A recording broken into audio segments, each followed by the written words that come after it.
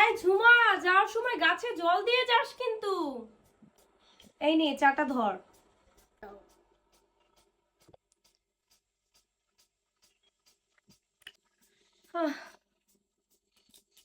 আজকে তো আবার ভ্যালেন্টাইন্স ডে। কি দিল তোমার বর? এই বয়সে আবার কিসের গিফট? আমি আর আগে কত এক্সাইটেড থাকতাম দিয়ে নিয়ে বাপরে। কি বলতো, একটা খুব ভালো কথা শুনেছিলাম, প্রেমটা না মোহ, আর ভালোবাসাটা হচ্ছে মায়া। তাহলে কি মনে হয় বিয়ের পর প্রেম বাড়ে নাকি কমে? বিয়ের পর মোহটা কেটে যায়, কিন্তু শুধু মায়াই থাকে। এটা কেমনে বাড়ে বলো তো? মানুষের উপর নাকি সংসারের উপর?